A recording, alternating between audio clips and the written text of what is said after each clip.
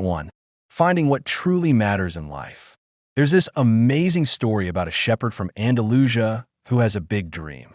It's sold over 65 million copies and has been translated into 80 languages, making it a modern classic. So, what makes this simple tale so special? Maybe it's the uplifting message that encourages us to look beyond what society tells us is important and instead focus on what we truly want in life. Or perhaps it's the way the author talks about big ideas like fate, choice, and spirituality in a way that's easy to understand. There's also a unique love story that adds depth to the plot.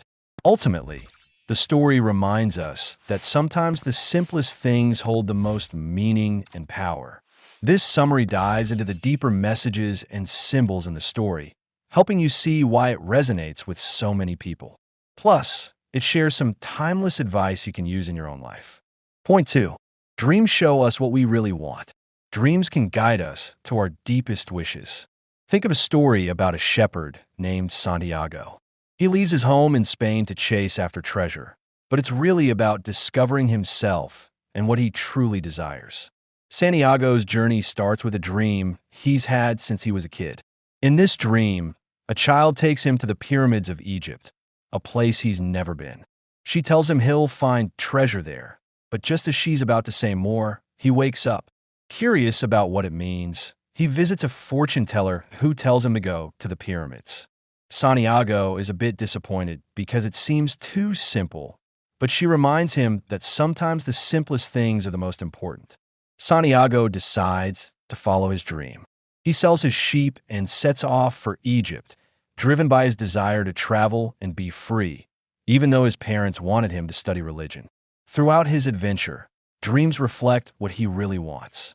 Before he leaves, he meets a mysterious old man named Melchizedek, who teaches him about the soul of the world. This idea suggests that everything in the world is connected, and our dreams can help us tap into that connection. Santiago's quest takes him from Spain to Africa, where he faces challenges like being robbed and working in a crystal shop. He travels through deserts, falls in love, and meets an actual alchemist. Along the way, he encounters distractions, some good, like love, and some tough, like conflict, but he stays focused on his dream. When he finally reaches the pyramids, he starts digging after seeing a scarab beetle, thinking it's a sign. But then, two men attack him, thinking he's hiding treasure. Santiago explains he's digging because of his dream. They laugh at him, saying dreams are silly. One of them shares his own dream about finding treasure under a sycamore tree in a crumbling church back in Spain. In the end, Santiago realizes that his journey has come full circle. He returns home and finds the treasure right where the other man described. The fortune teller was right. Sometimes the simplest answers are the hardest to see, but the journey to find them is what makes it all worthwhile. Point 3. Discovering your personal legend. How everyone seems to have a dream or a goal they really want to chase. Well, that's what we call a personal legend. It's like a special mission that the universe gives each of us. There's this wise character who pops up in a story, and he tells the main guy, Santiago, that everyone has a personal legend. It's that thing you really want to do in life. But here's the catch. As we grow up, we often get told that our dreams are too big or too hard to reach, so we settle for a safe and comfy life instead. But this wise guy insists that if you really want something, you can make it happen. He believes that those strong desires come from the universe itself, and it's ready to help you achieve them. Along Santiago's journey, he meets two important people who are also on their own quests. One is an Englishman who dreams of becoming an alchemist. They both have different ways of going after their dreams. Santiago learns by exploring the world, while the Englishman dives into books. They become friends and push each other to grow.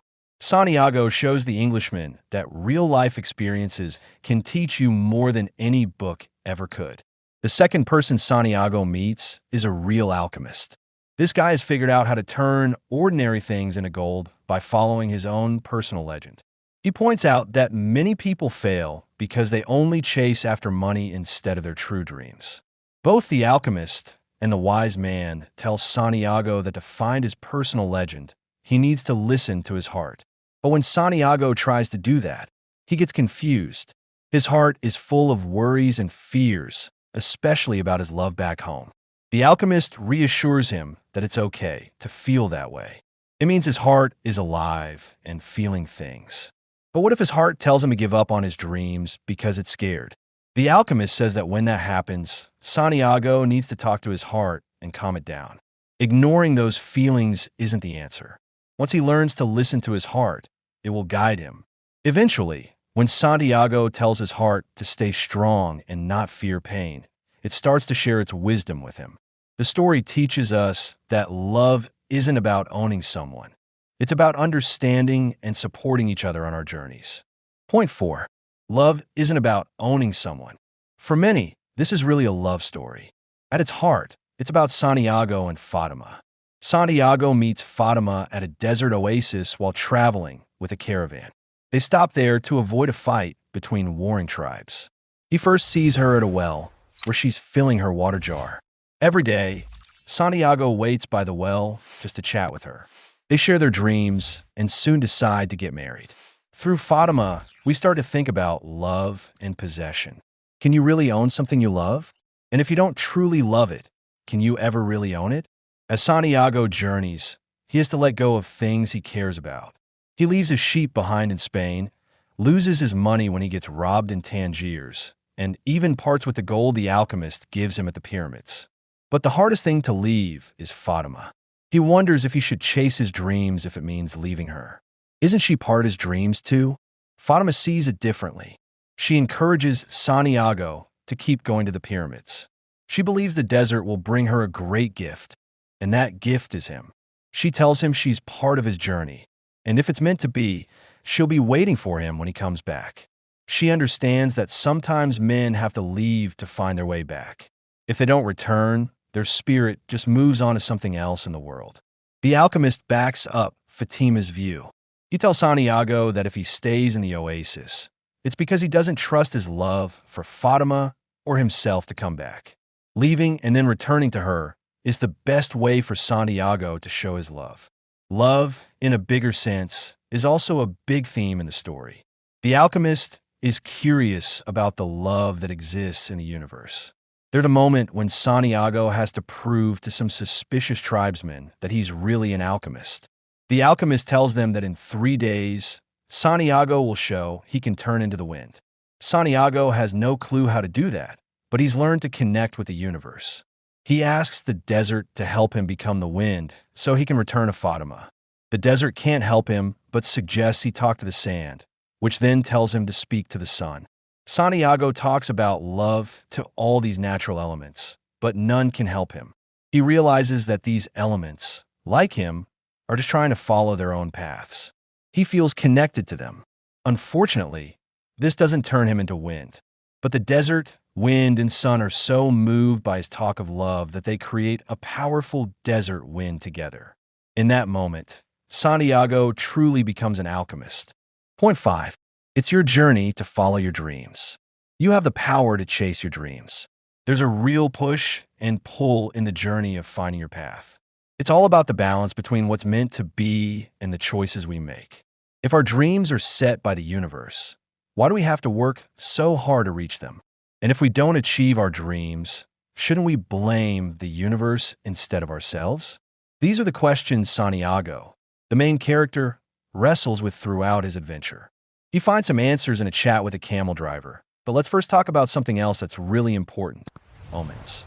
Omens are like little signs from the universe. They can be things we see or experience that help guide us or give us hints about what's coming next. Santiago's journey is filled with these signs. At the beginning, he meets a wise man who gives him 2 stones to help him understand these omens. Later, when he gets to the pyramids, he sees a scarab beetle, which points him to where he can find treasure. But the biggest omen happens when he spots 2 hawks fighting in the sky. He realizes this means danger is coming to the place where he and his friends are resting, and he's right. These omens show that the universe is working with Santiago to help him find his way. There's a phrase that comes up a lot: "It is written."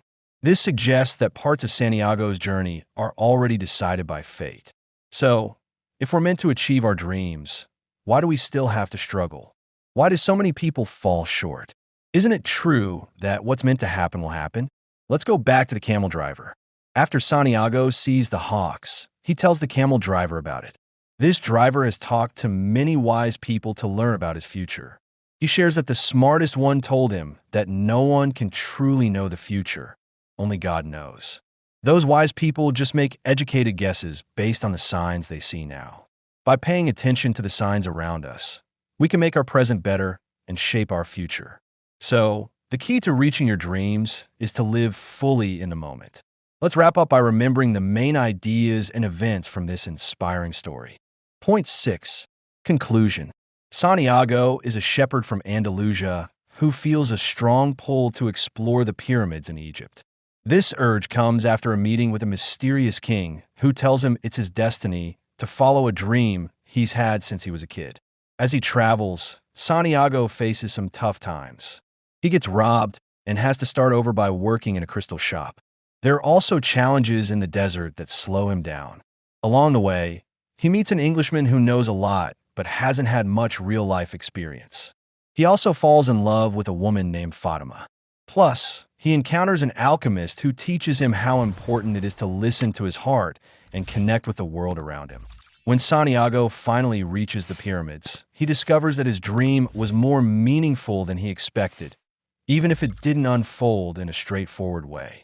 The story touches on big ideas like fate, love, and our place in the universe. The main takeaway is that when we realize we're all connected to the universe, we can do amazing things and make our dreams come true.